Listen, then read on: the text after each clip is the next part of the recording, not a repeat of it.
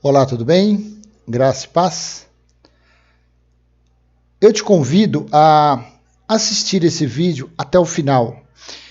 Ele, acredito eu, que será muito esclarecedor a respeito de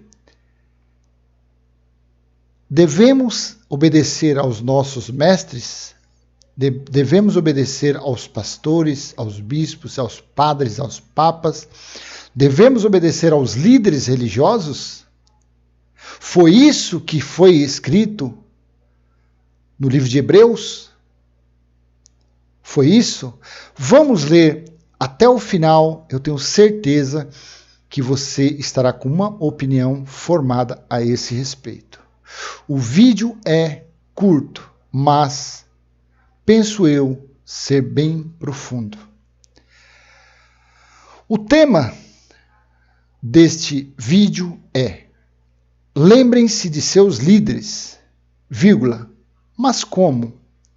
Lembrem-se de seus líderes, mas como? Então, vamos ler, vamos entender justamente isto. Devemos ou não seguir nossos líderes? Isto foi dito quando? Ano passado? No século passado? Semana passada? Ontem? Ou hoje de manhã? Para quem o escritor desta carta destinou esta exortação? Nós temos que entender isso.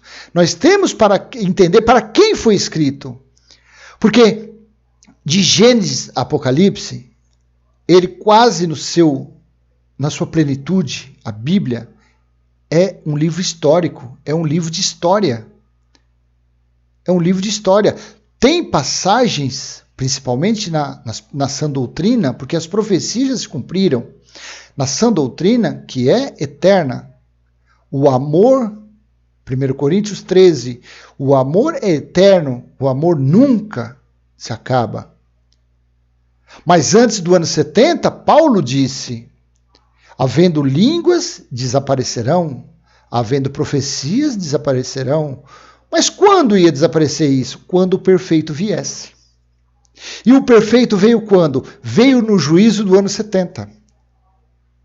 E a religião está por aí ainda, falando os balabachúria, sendo que língua é idioma, sempre foi idioma. Dando umas profetadas. Eles são tão profeta que eles não conseguiram profetizar que estava vindo um vírus da China, que seria uma pandemia. Um simples vírus. Por que eles não conseguem? Porque se acabou todos os dons. O único dom que é eterno é o amor, que é um dom de Deus. E a fé, que é dom de Deus. Dom de línguas, de profecia, de cura, de milagre, ficou no ano 70, quando o perfeito veio. Então, são várias situações da Bíblia que são eternas, mas na sua plenitude, na sua maioria, já se cumpriu. É um livro de história. Infelizmente, se utilizam deste livro de história para sacrificar as ovelhas, escalpelar as ovelhas, tirar a gordura das ovelhas. Porque estas ovelhas ainda não entenderam que, na verdade, não são ovelhas. São eleitos e filhos de Deus. Quem tem pastor, quem tinha pastor, eram ovelhas. Mas o nosso Pai, o nosso Deus vivo, nós somos filhos, não mais. Nós não temos mais pastores, não temos mais bispo que cuida da nossa vida. Não. Então, vamos continuar no nosso pensamento. Nós estávamos passando da lei para a graça ou eram os judeus e gentios da primeira era cristã? Nós estávamos aguardando o juízo de Deus que viria no ano 70 ou eram os judeus e os gentios antes do juízo de Deus? Qual o teor do ensino para aquela época? É a mesma dos dias atuais? Assim foi dito pelo autor desta carta sobre o tema deste vídeo. Eu te convido a ler 2 versículos do livro de Hebreus, capítulo 13. Vamos ler o versículo 7 e o versículo 17. Diz assim no versículo 7: Lembrai-vos dos vossos pastores que vos falaram a palavra de Deus, a fé dos quais imitai, atentando para a sua maneira de viver. Vamos ler o outro versículo agora, o versículo 17. Isto é um clássico que a religião, que o sistema religioso usa para dizer que as pessoas têm que obedecer a eles, os mestres. Mas vamos entender, no decorrer dessa leitura, das leituras que faremos, que nós não estamos sujeitos a pastor carnal coisa nenhuma. Nós não devemos obedecer a mentira, o engano de forma alguma. Então está escrito o clássico que a religião gosta, versículo 17. Obedecei a vossos pastores e sujeitai-vos a eles, porque velam por vossas almas, como aqueles que hão de dar conta delas, para que o façam com alegria e não gemendo, porque isso não vos seria útil. Primeiro lugar, corpo e alma não se salvam. Corpo e alma, a carne volta ao pó. Alma são sentimentos. Quando o reloginho parar de bater, a carne, a alma se acaba, os sentimentos se acabam. E se a pessoa é um eleito de Deus, Eclesiastes 12:7, o pó volta ao pó e o espírito volta a quem o deu, que é Deus, o Criador de todas as coisas, que é o Pai dos espíritos. Então a alma para nada serve.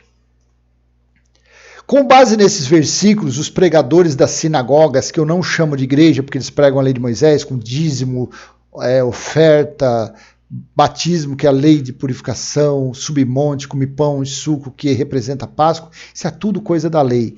Isso é falado, é lido nas sinagogas, local de judeus. E, infelizmente, as chamadas igrejas pregam isso, vivem disso. Deitam e rolam em cima dos fiéis. Infelizmente, por serem, em sua maioria, incautos, os fiéis, em sua maioria, incautos, e desconhecedores da sã doutrina, não têm como contrariar seus mestres e assim tornam-se presas fáceis para eles. Com esta pressão psicológica, os homens que dizem serem de Deus têm se enriquecidos e construído verdadeiras fortunas em nome de Deus, enquanto seus fiéis ficam atrás de sinais, prodígios e maravilhas. Naquela época já existiam as epístolas de Paulo? Que palavra o escritor está dizendo? Da lei de Moisés? Das palavras de Jesus de Nazaré? Ou da revelação que Paulo havia recebido no terceiro céu? Hein? Eu te pergunto. Só há uma certeza: não era da lei mosaica. Por que nós temos a certeza que não era da lei mosaica? Porque Paulo disse assim aos Gálatas, capítulo 3, versículo 13. Cristo nos resgatou da maldição da lei, fazendo-se ele próprio maldição em nosso lugar. Porque está escrito, maldito todo aquele que for pendurado no madeiro.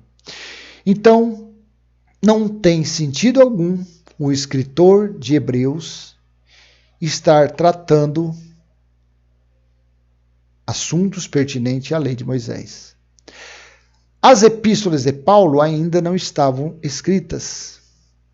Então, é quase certo que o escritor de Hebreus, que provavelmente foi Apolo ou Barnabé, menos Paulo,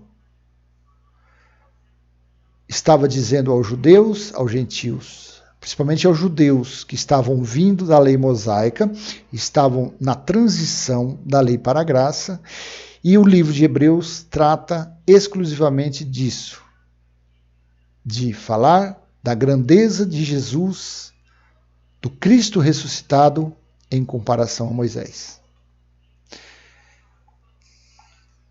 Como podemos lembrar dos líderes atuais que não conseguem entender que várias perguntas eu me fiz.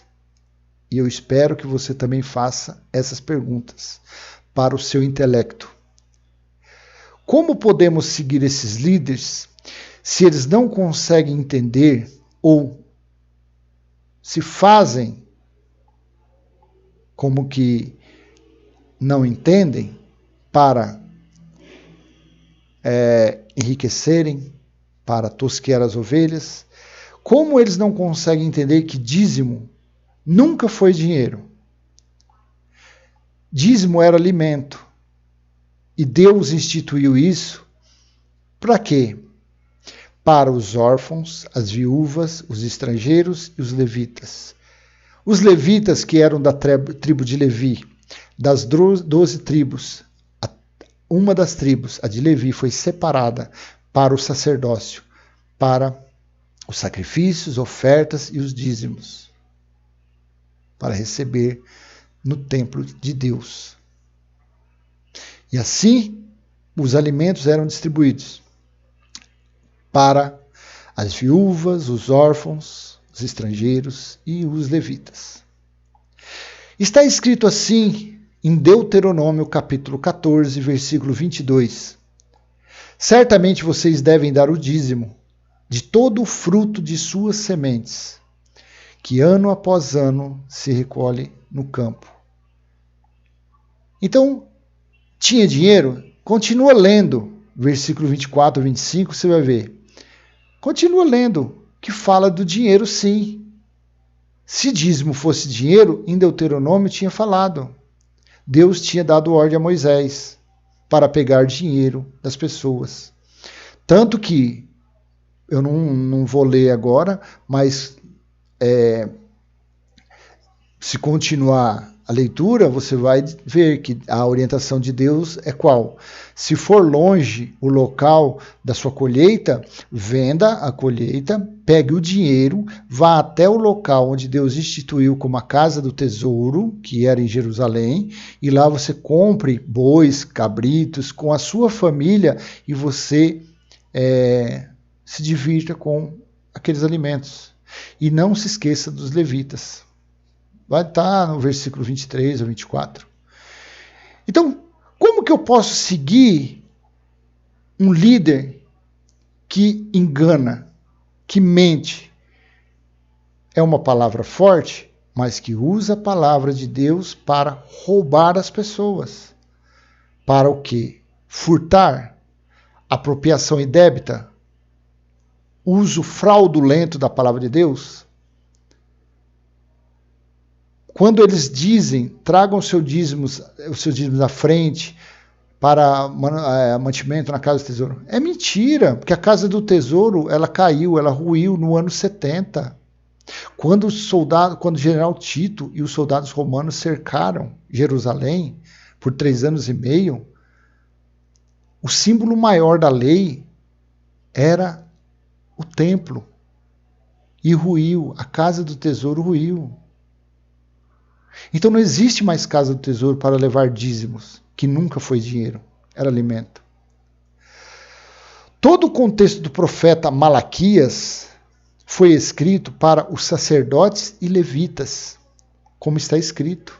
E eles não explicam isso. Como eu posso seguir um líder desse que não me fala sobre isso? Olha o que está escrito em Malaquias, capítulo 2, versículo 1 e 2. Agora, ó sacerdotes, este mandamento é para vós. Olha para quem era a correção de Malaquias. Agora, ó sacerdotes, este mandamento é para vós. Capítulo 2, versículo 1. Versículo 2 diz assim: se não ouvirdes e se não propuserdes no vosso coração dar honra ao meu nome, diz o Senhor dos Exércitos, enviarei a maldição contra vós e amaldiçoarei as vossas bênçãos, e também já as tenho amaldiçoado, porque não aplicais isso a coração. Isso ao coração. Então, como eu vou seguir um líder que não me fala a verdade sobre esse livro de Malaquias, que foi uma repreensão, uma correção para os levitas e os sacerdotes? Eles trazem para os dias de hoje e aplicam na vida das pessoas. Malaquias 3:8. Roubarás a Deus, vós me roubai. Quer dizer, a pessoa, além de dar o seu sacrificado dinheirinho nesses lugares, ainda leva nome de ladrão. Porque se você não dá o dinheiro, você é ladrão.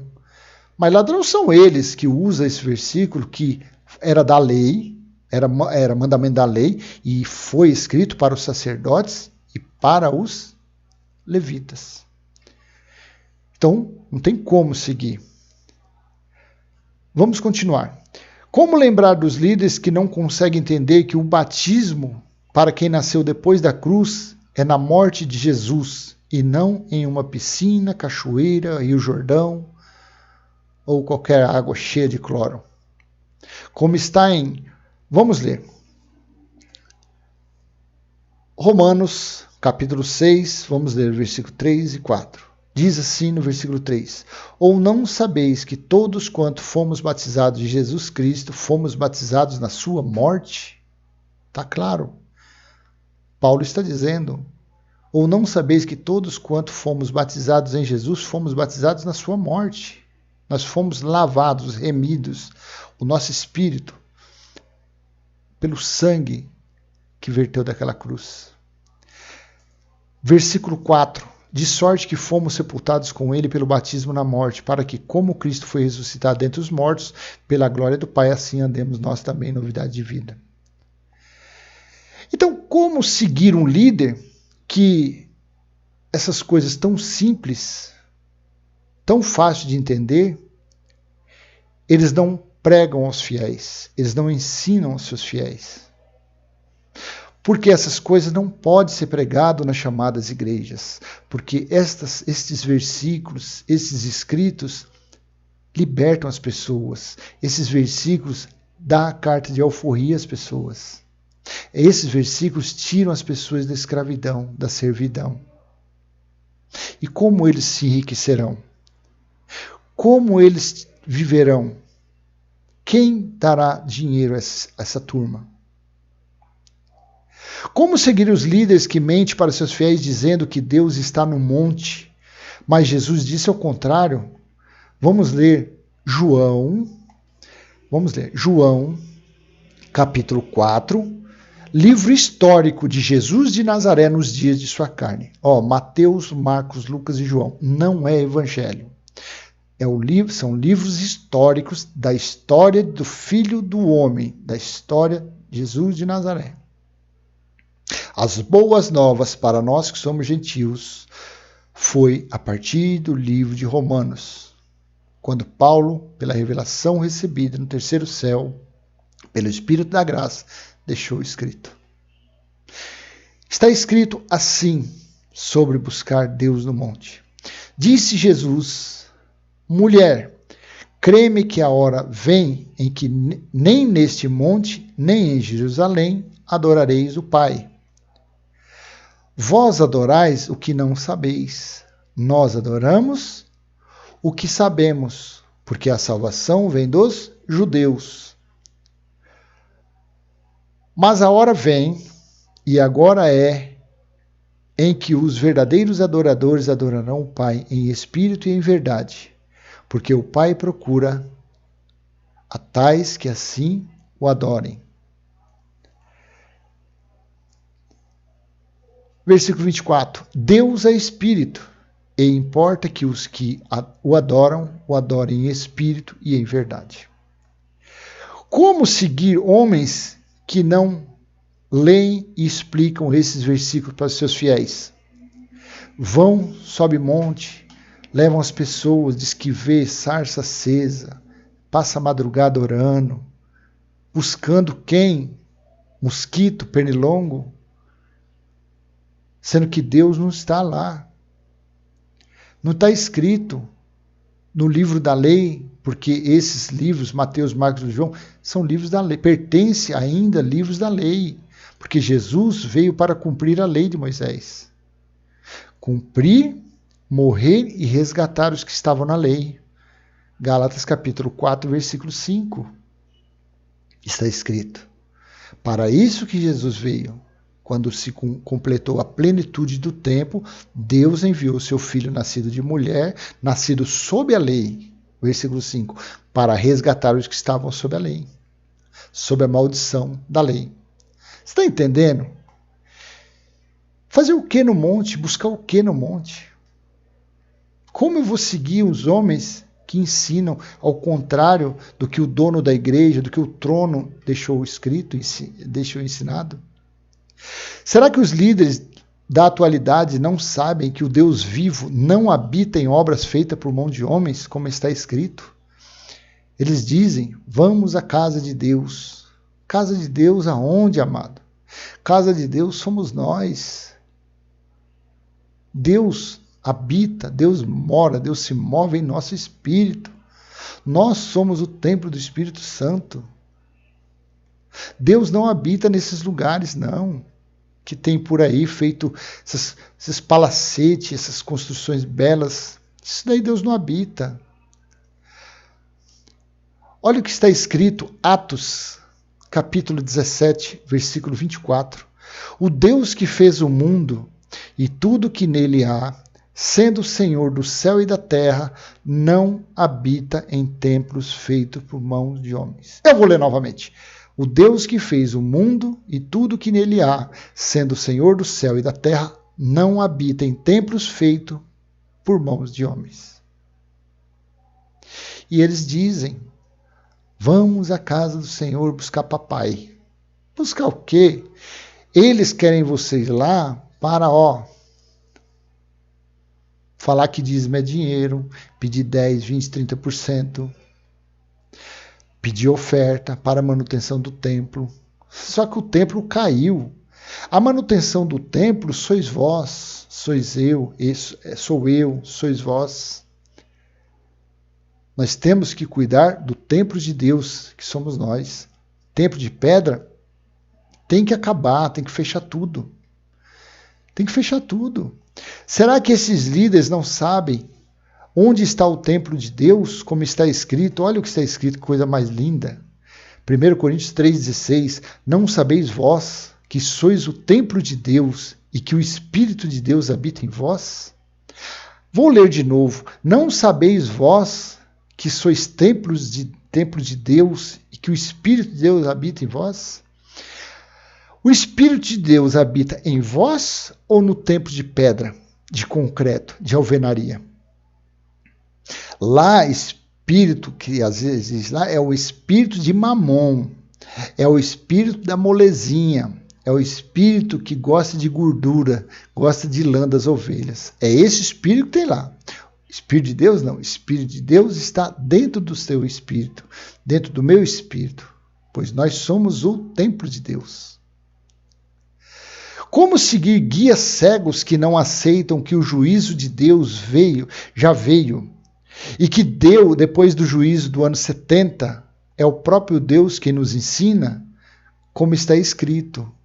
Eles acham que ensinam, eles acham que ganham almas para Jesus. Ganha nada. Quem ganhou foi o trono. Quando disse tetelestai, naquele madeiro, Pai, está consumado. O nosso espírito já foi ganho antes da fundação do mundo.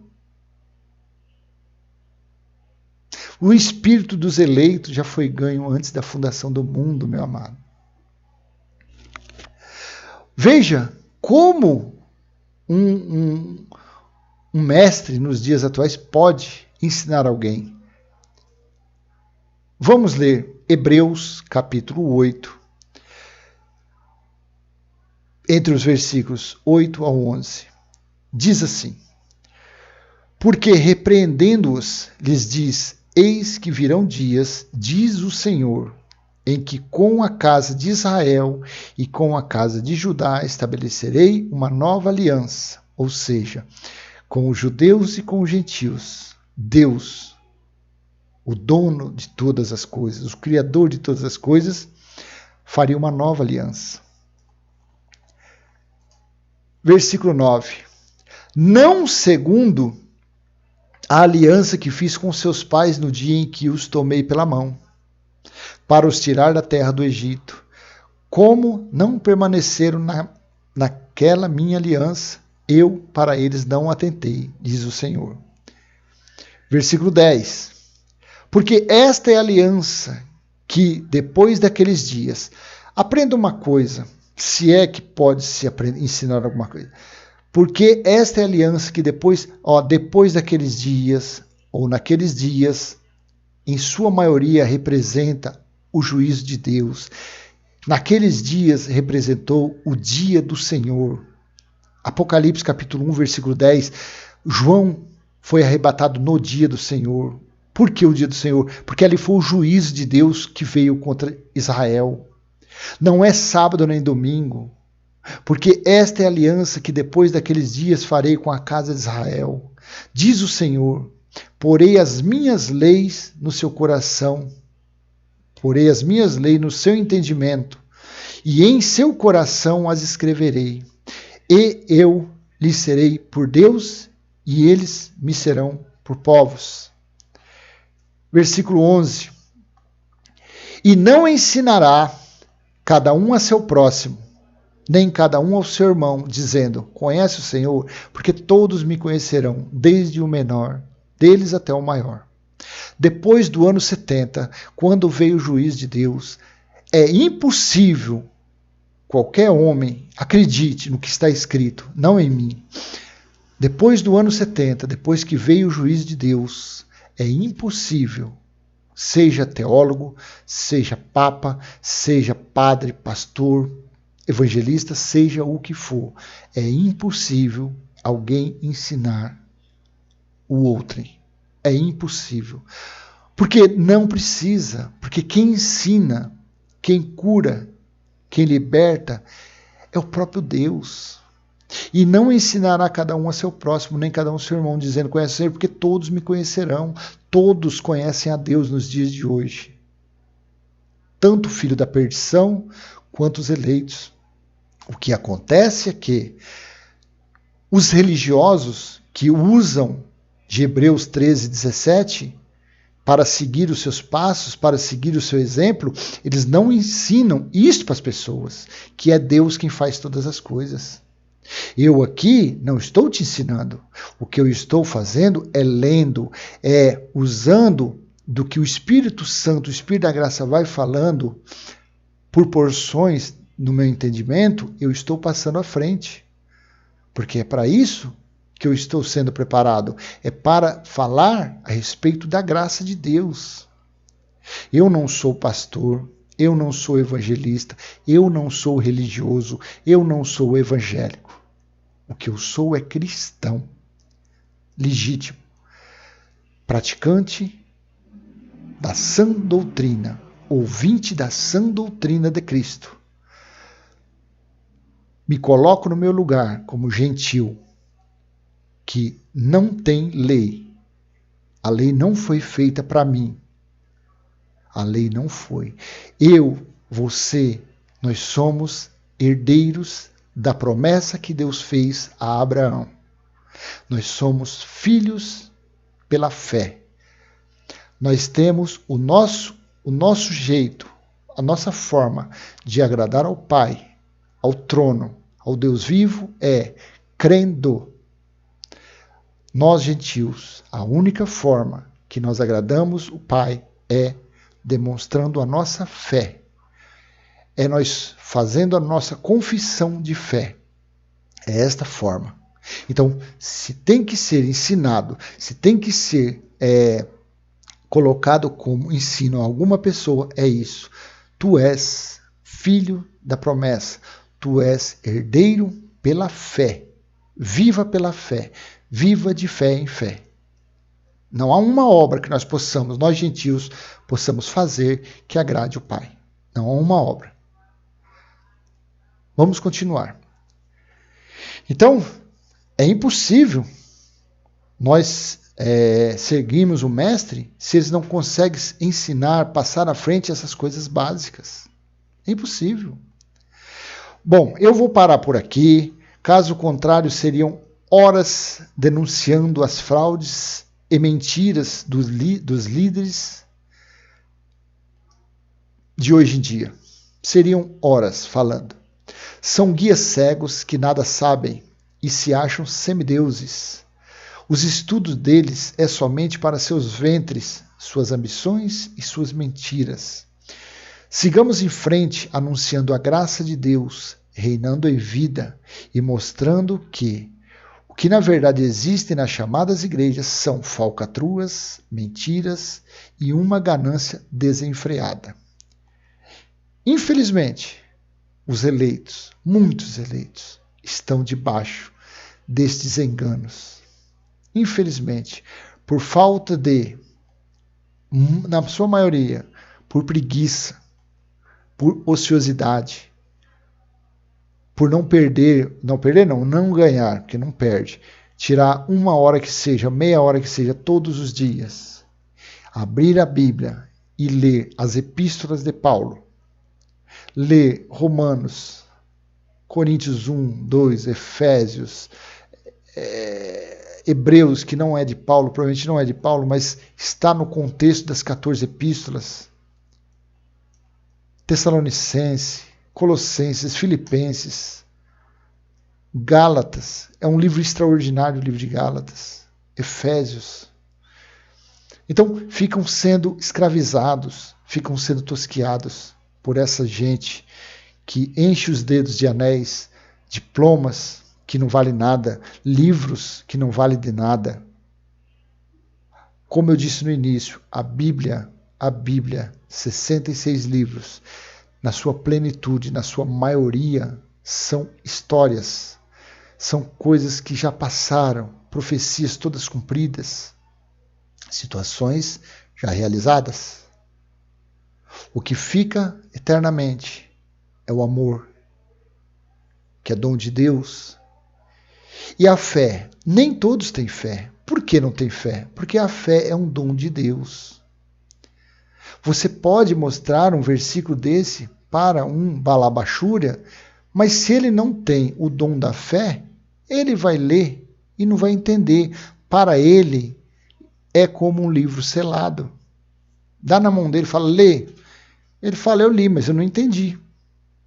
É assim que funciona.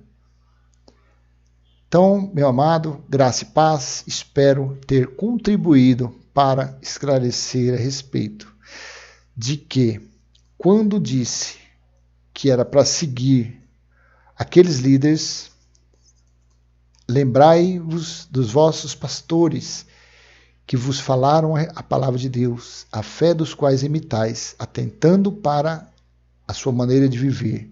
Obedecei a vossos pastores e sujeitai-vos a eles, porque velam por vossas almas. Então, aqui está. Velar por corpo ou por alma não vale de nada. O pastor espiritual, que é Cristo, ele vela pelo nosso espírito, que já está salvo, já está justificado, santificado. Amém? Graça e paz. Se você tiver peito, audácia, quando o seu mestre falar, traz o envelope de dízimo, você levanta o braço e fala, dízimo nunca foi dinheiro, dízimo era da lei, e eu estou no lugar que você está, não será da graça, mas você diz, eu pelo Espírito estou vivendo a graça de Deus. Graça e paz, tchau, tchau, até a próxima.